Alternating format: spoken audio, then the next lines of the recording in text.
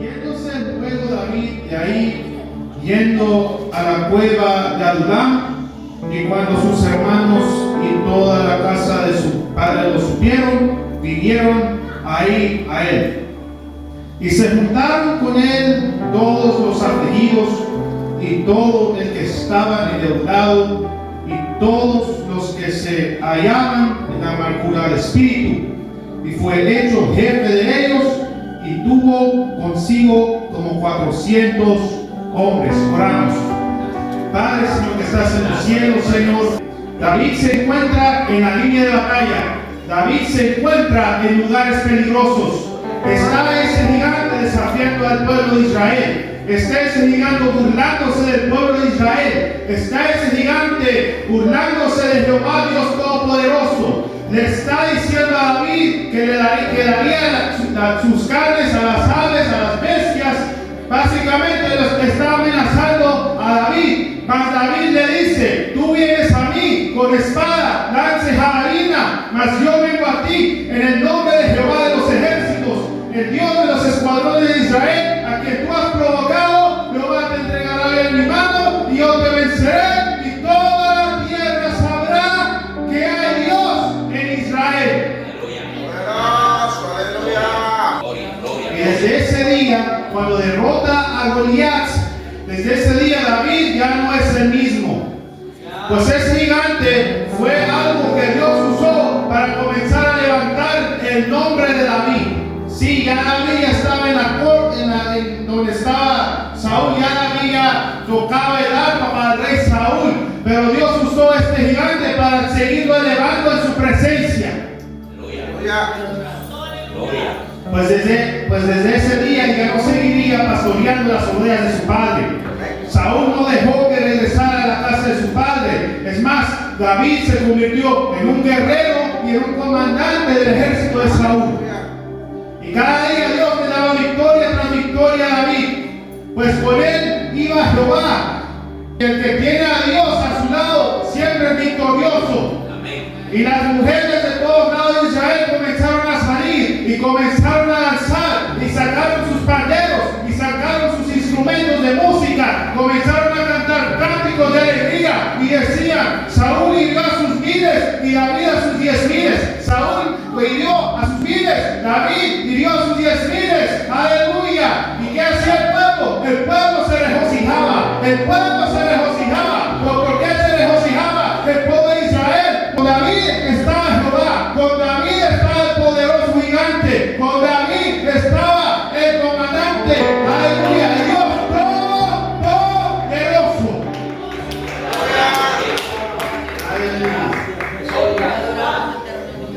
Gloria. Y Saúl se dio cuenta de esto y se comenzó a decir: ¿por qué le están dando a él 10,000 y a mí solo 1,000? ¿Va por el reino después? Y desde ese día Saúl no vio a David con agrado. Pues lo intentó matar muchas veces. Primero ofreciendo a David que matase a 100 filisteos por la mano de Mical, hija de Saúl. Y pensaba: tal vez si yo lo mando contra los filisteos, lo maten ahí. Pero no, él trajo los 200 prepucios de filisteos y se casó con Mical. Entonces eso falló. Y dice 1 Samuel 18:30: y salieron a campaña los príncipes de los filisteos, y cada vez que salía, David tenía más éxito que todos los siervos de Saúl, por lo cual se hizo de mucha estima su nombre. Saúl llegó a ser enemigo de David, pero no era porque David quería ser enemigo de Saúl, sino porque el mismo héroe de Saúl hizo que se hiciera enemigo de David por su misma desobediencia que tuvo Saúl hacia Dios cuando no hizo caso a lo que Dios le había ordenado. Y ese espíritu malo que vino sobre él a causa de su desobediencia, después de que Dios se apartaría de él, lo atormentaría hasta el día de su muerte. Y él no pudo ver quién era David. Ese demonio lo tenía enceguecido. Y pues porque lo tenía enceguecido, lo quiso matar. Intentó matarlo con una lanza. ¿Y qué le tocó a David? Le tocó huir. ¿Qué le tocó a David? Salir huyendo. ¿Hacia dónde? Hacia Ramá. ¿Hacia dónde? Hacia donde está el profeta. ¿Hacia dónde? Hacia donde está la presencia de Dios. ¿Hacia dónde? Hacia donde está el Dios Todopoderoso. ¿Saben por qué? Porque es en la presencia de Dios donde uno encuentra paz. Es en la presencia de Dios donde uno encuentra refugio. Es en la presencia de Dios que Él te protegerá. Como está escrito en Salmos 91, versos 1 al 2, el que habita al abrigo del Altísimo morará bajo la sombra del Omnipotente. Diré yo a Jehová, esperanza mía y castillo mío, en quien confiaré. Entonces, ¿en quién es de confiar? Es el Dios. ¿En quién es de confiar? Es el Jesucristo. Aleluya. Por lo tanto, ve hacia la presencia del Señor. Ve hacia donde está el Dios Todopoderoso. Envuélvete del poder de Dios y verás la mano de Dios obrar a tu favor. Y mientras Saúl buscaba a David, pues mandó mensajeros a Ramá. Y como andaba mandando mensajeros a Ramá, pues el Espíritu de Dios comenzó a trabajar a favor de David. Y cuando vinieron esos mensajeros a Ramá, el Espíritu de Dios vino sobre esos mensajeros y comenzaron a profetizar. Y después Saúl mandó otro grupo de mensajeros y lo mismo, llegaron ellos, el Espíritu de Dios vino sobre ellos y comenzaron a profetizar. Después otros y lo mismo. Y Saúl entonces, él decide ir a buscar a David él mismo y pregunta, ¿dónde está Samuel y David? Y cuando llega él a Ramá, el Espíritu de Dios vino también sobre Saúl y lo hizo profetizar delante del profeta Samuel.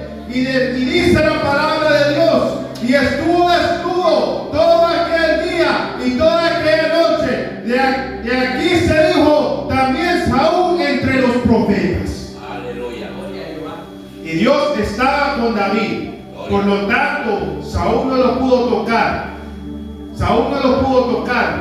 Porque cuando él estaba cerca de David, ahí en Ramá, tuvo que venir el Espíritu de Dios. Vino Dios y hizo y distrayó al rey Saúl a sus mensajeros.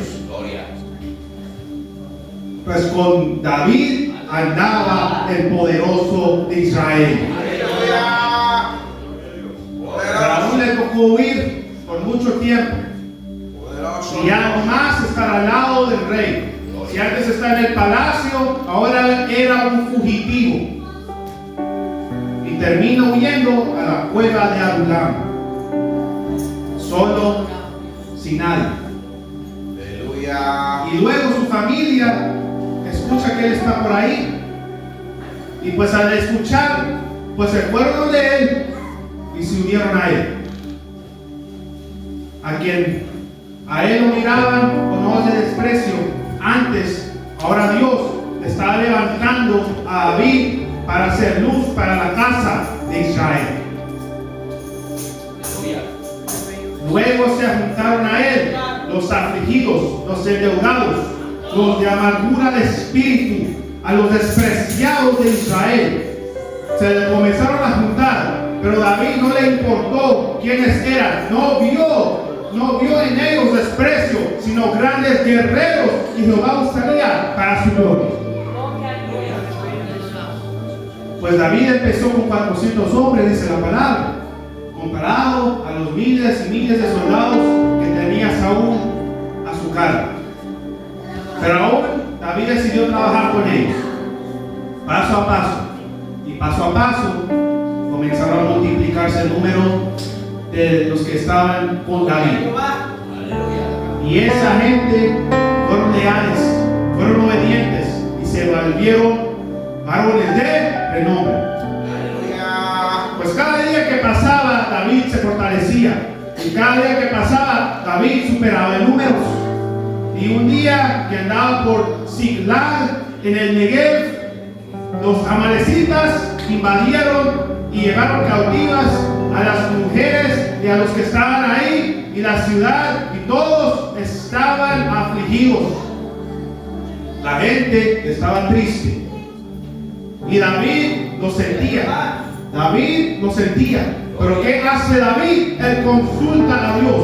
¿Qué hace David? Él consulta al poderoso guerrero, al poderoso gigante. Y le dice Dios, seguidlos. Les dice, seguidlos, porque ciertamente los alcanzarás. Seguidlos, porque ciertamente, aleluya, de cierto librarás a los cautivos. ¿Y sabe qué hace David? Él obedece. Él va con 600 hombres. Los sigue, los alcanza, los hiere a los amalecitas y libra a los cautivos y obtienen victoria.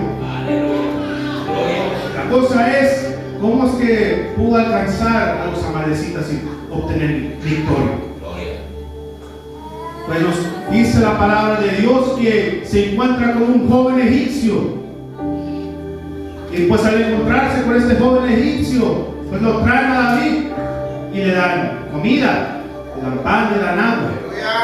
Y dice la palabra que le volvió a él su espíritu, porque él no había comido por 3 días.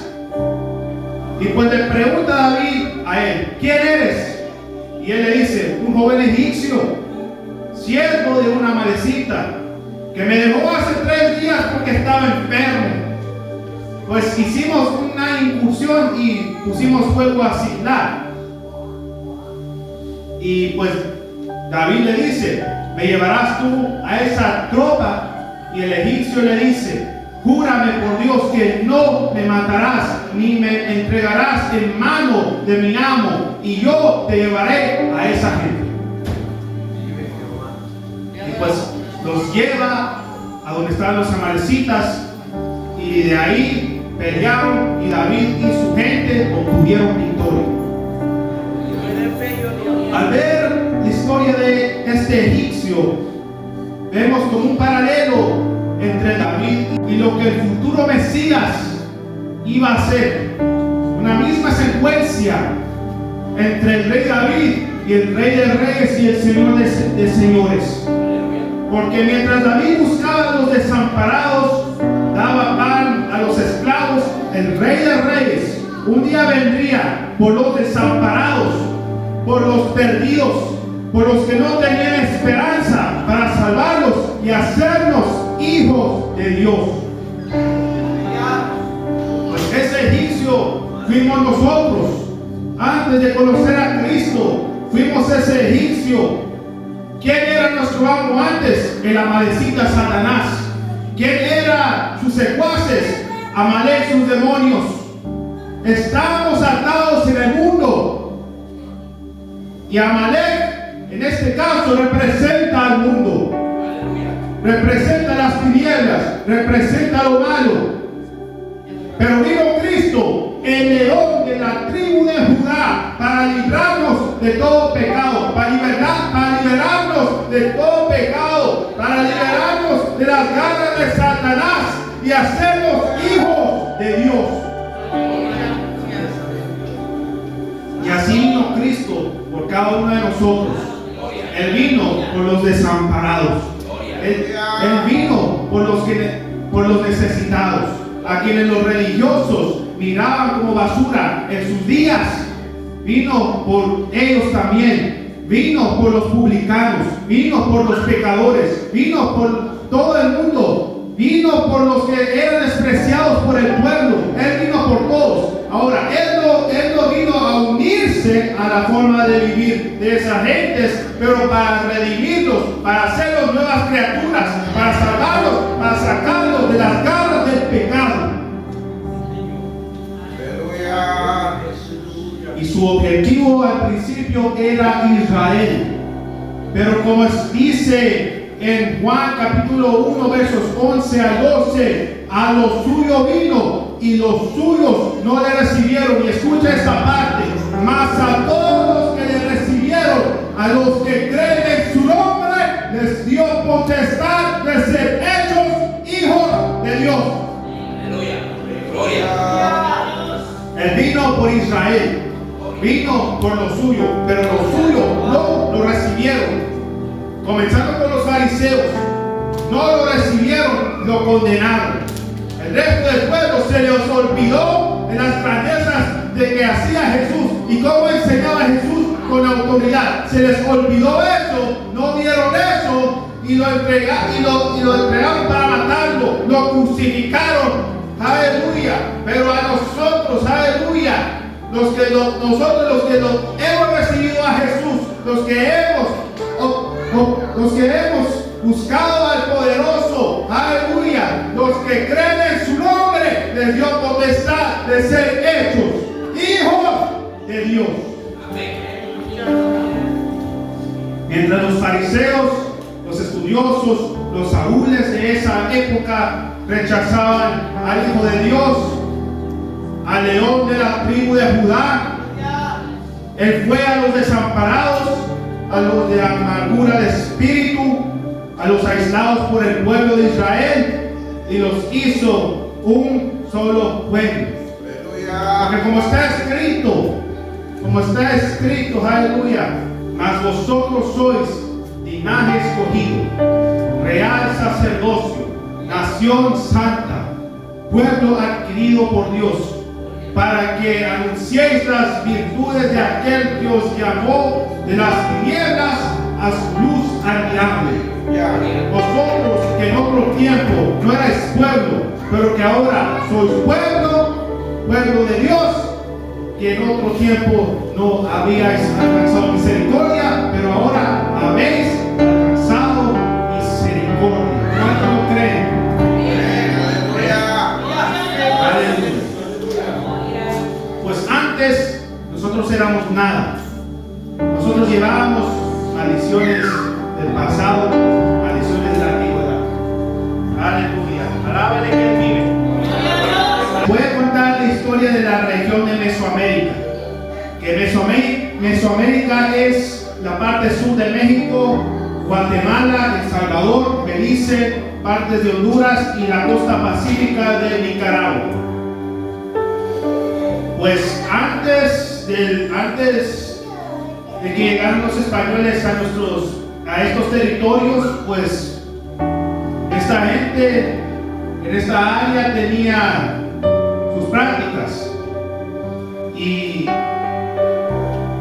yo diría maldiciones,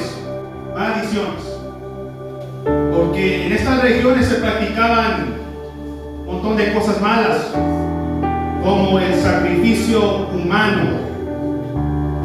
Si usted va a la ciudad, a donde es lo que fue Teotihuacán, México Tenochtitlán, que ahora es Ciudad de México, si usted va a Tikal, Guatemala, si usted va a la ruina de Copán, Honduras, si usted va a Tazumal, El Salvador, pues ahí vas a encontrar un montón de pirámides en esos lugares. Y pues lo que hacían en esas pirámides era ofrecerles sacrificios a sus dioses, pero sus sacrificios eran humanos. Sacrificaban a los humanos ahí, pues sí, un montón de cosas que hacían antes en esos tiempos. Yo estaba en la clase de arte hace un mes atrás y pues estaban mostrando el profesor el arte que tenían los mexicas de México y el arte que también tenían los incas en Perú, y yo vi y después mostró la estatua de un ídolo que tenían los mexicas de México. Y yo cuando vi eso, yo estaba, Dios mío. Y después yo me acuerdo que el profesor comenzó a decir, los españoles lo enterraron y cuando lo descubrieron lo enterraron otra vez. ¡Qué tristeza! Yo digo, ¡qué tristeza! Eso no parece normal. Eso parece como un demonio. Porque en realidad lo que adoraban nuestros antepasados en nuestras regiones no eran solo dioses falsos. Para mí eran demonios que adoraban. Aleluya. Pues nuestros antepasados de la antigüedad adoraban y hacían cosas paganas que a los ojos de Dios eran abominables. Y nosotros, pues sin saberlo, llevábamos esas maldiciones del tiempo de antes. Y mira cómo Satanás tenía enseguecida a la gente de esos días, porque ellos creían que si no daban sacrificios el sol no iba a salir. Así los tenía enseguecidos el diablo. Y llevábamos esas maldiciones de nuestros antepasados, esas maldiciones generacionales. Aleluya. ¿Por qué creen que Latinoamérica sufre violencia también? Porque no ha podido poner a fin a las maldiciones del pasado. Pero ¿saben qué, amados hermanos? Nosotros, aunque arrastrábamos esas maldiciones generacionales sin habernos dado cuenta, cuando vino Cristo a nuestros corazones, cuando llegamos a Cristo, cuando llegamos nosotros a los pies de Cristo, a los pies del Señor, las cosas cambiaron. Cuando vino Cristo, los yugos se rompieron. Cuando vino Cristo, las cadenas se rompieron, rotas. Toda maldición generacional cae en el nombre de Jesús. Los demonios huyen, el diablo tiene que huir. Y Cristo le dice a Satanás: hoy esta alma me pertenece, hoy este hombre me pertenece, hoy esta mujer me pertenece. Es decir, cuando nosotros recibimos a Cristo, los yugos se caen, los yugos se rompen, aleluya, las cadenas se rompen, las maldiciones que arrastrábamos de nuestros antepasados rotas, porque Cristo entró a nuestros corazones y el Espíritu Santo nos sella, aleluya. ¿Cuánto lo creen? ¿Cuánto lo creen? Nosotros no vamos a adorar a los dioses de nuestros antepasados, nosotros adoramos al Cristo de la gloria que resucitó al tercer día, aleluya. Pues no adoraremos a Huitzilopochtli de los mexicas, nosotros no adoraremos a Kukulcán de los mayas, nosotros no adoraremos a Quetzalcóatl de los pipíes del Salvador, aleluya. Nosotros no vamos a adorar a demonios, nosotros no vamos a adorar a esas cosas, aleluya. Nosotros no vamos a heredar esas cosas, aleluya.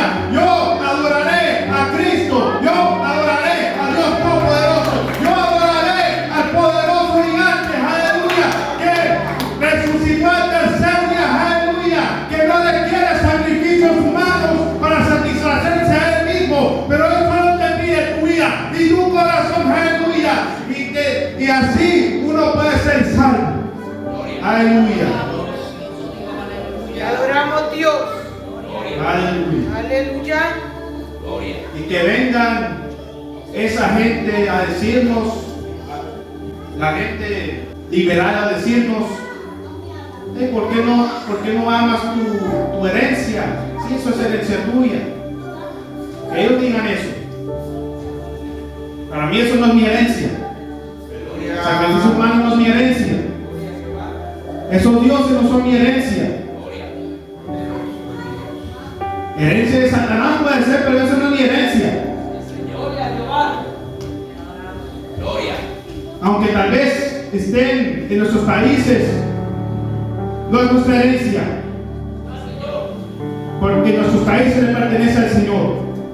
El Salvador le pertenece a Cristo, Honduras le pertenece a Cristo, Guatemala le pertenece a Cristo, México le pertenece a Cristo, Perú le pertenece a Cristo, Ecuador le pertenece a Cristo, Colombia, Panamá, Costa Rica, Nicaragua, República Dominicana, Cuba, Puerto Rico, todos los países de Latinoamérica, aleluya, todos los países de las Américas, todos los países del mundo le pertenecen al Señor. Aleluya. Gloria a Dios. Aleluya. Gloria al Santo. Aleluya. Gloria al que resucitó al tercer día y vino por nosotros. Aleluya. Pues Cristo vino por los necesitados. Nosotros necesitamos a Cristo. Y Él vino por nosotros y Él nos rescató de las garras del pecado. Sí, Señor. Aleluya. Y a Él no le importó las maldiciones que nosotros llevábamos. Él vino y nos sanó. Él vino y nos curó. Él vino y nos limpió a nosotros, aleluya. Nos limpió de todo pecado, nos limpió de toda maldición, nos hizo hijos de Dios. Y así quiere hacer Cristo, aleluya. Con todo Cristo, así lo quiere hacer, aleluya. Con cada uno de nuestros jóvenes, aleluya. Con cada uno de los que estamos aquí, aleluya. Tú eres bello, Dios. Dios nos quiere salvar. Dios quiere liberar. Dios quiere hacer cosas buenas. Aleluya. Y hacernos a nosotros guerreros. Aleluya. Que Cristo que nos salvó, nos purificó, nos limpió de todo pecado. Y ahora Él quiere hacer de nosotros gente esforzada, gente valiente, gente que le sirva a Dios, gente que no importa lo que cueste, quiera saber más de Dios, quiera que la casa de Dios se levante, que pelee por su familia, que pelee por su casa, que pelee la buena batalla de la fe. Aleluya. Porque Dios quiere forjar a la gente que esté dispuesta a dar todo por el Dios Todopoderoso. Pues escrito está en Mateo 11, verso 12: desde los días de Juan el Bautista hasta ahora, el reino de los cielos sufre violencia y los violentos lo arrebatan. ¿Qué quiere decir aquí? No es que nosotros vamos a andar peleando no es que nosotros vamos a andar peleando físicamente así. ¿Qué quiere decir cuando habla de los violentos la arrebatan? No está diciendo gente así de violenta, gente así de mala. Lo que quiere decir que los violentos la arrebatan es que los que están dispuestos, los que pelean la buena batalla, aleluya, los que guerrean, aleluya, eso lo arrebatará. Porque también está escrito en Romanos 8, 37 al 39: antes en todas estas cosas somos más que vencedores por medio de aquel que nos amó, por lo cual estoy seguro que ni la muerte, ni la vida, ni ángeles, ni principados, ni potestades, ni lo presente, ni lo porvenir, ni lo alto, ni lo profundo, ni ninguna otra cosa creada nos separará del amor de Cristo, que es en Cristo Jesús, Señor nuestro.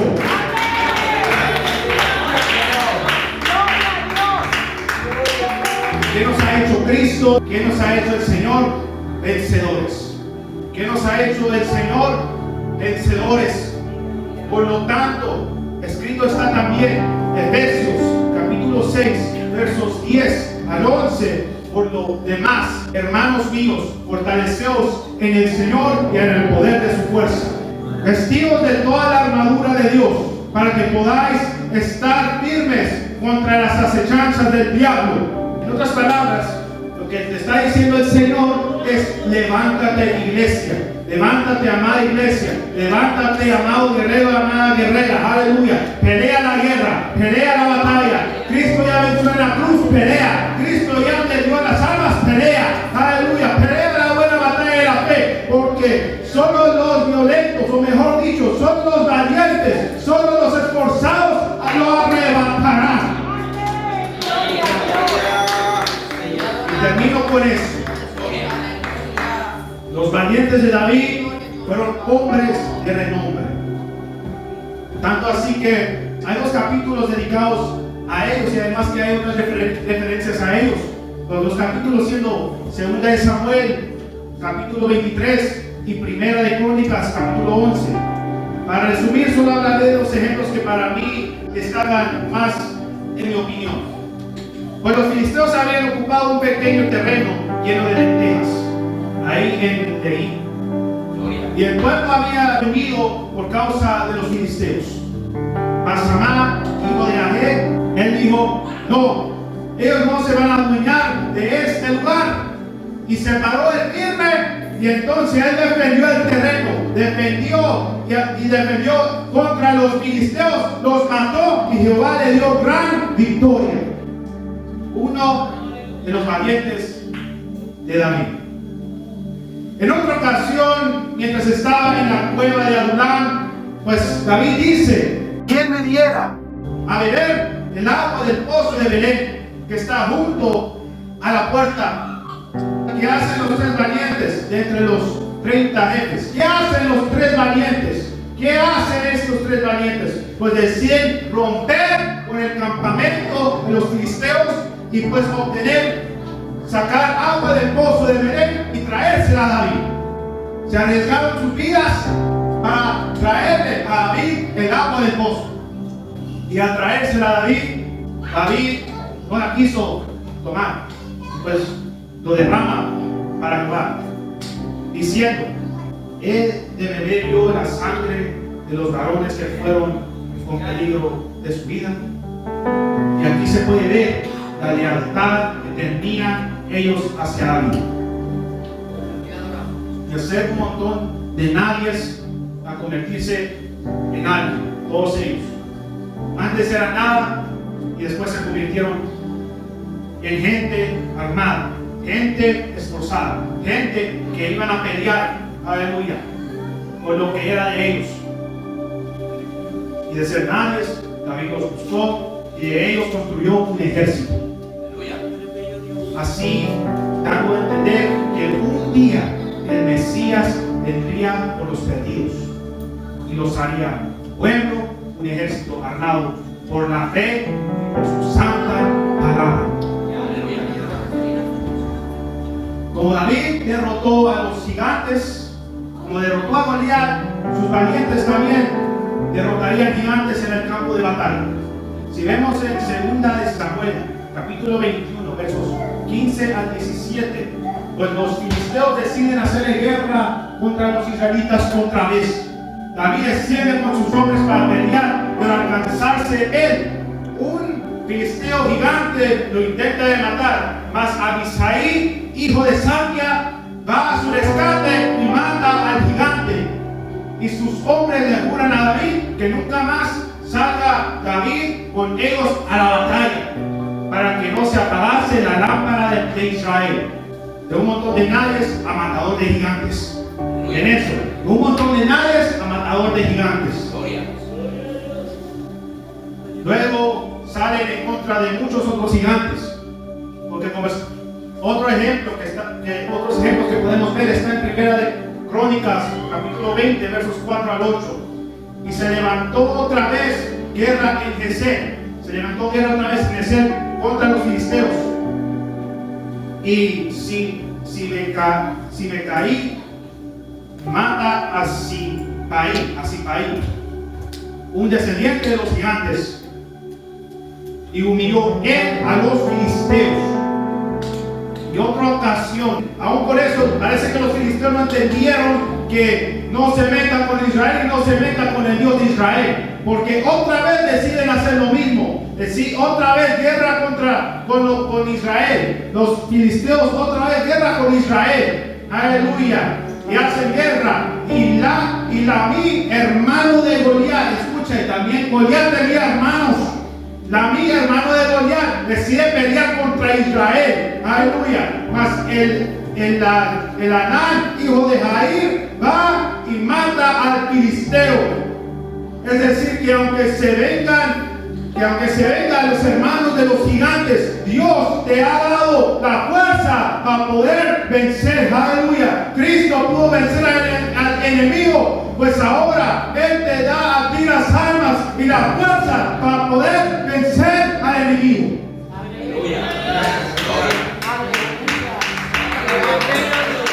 Cristo nos ha hecho más que vencedores. Aleluya.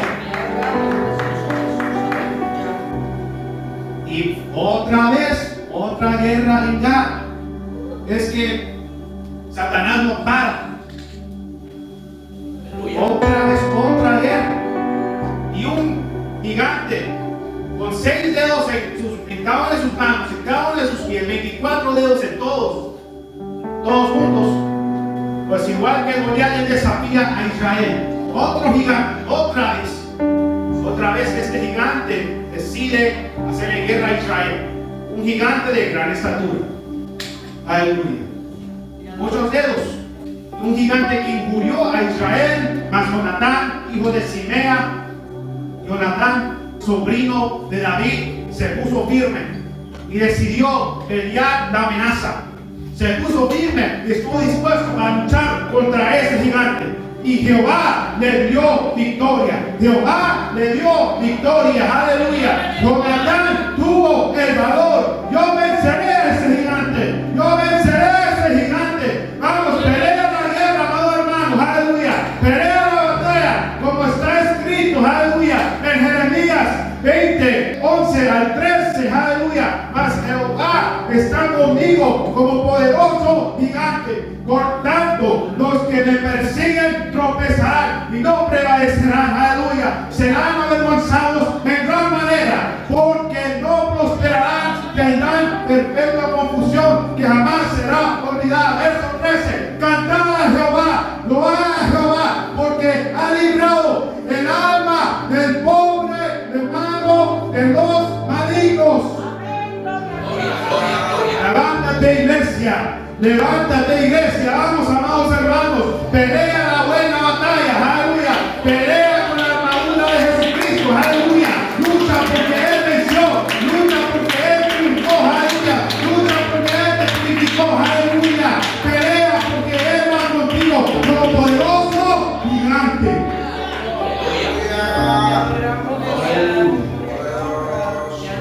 Como dice una de las alabanzas que nosotros cantamos, Jehová es poderoso guerrero, su victoria conmigo está.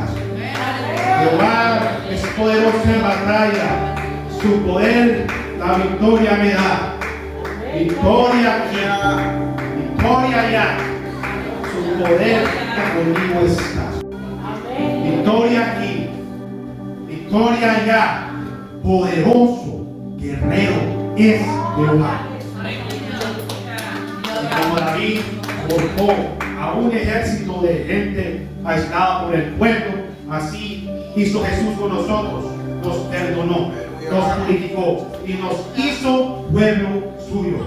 Porque como está escrito también en Salmos 100, verso 5, porque Jehová es bueno para siempre, Jesús se impone y su verdad por todas las generaciones. Aleluya.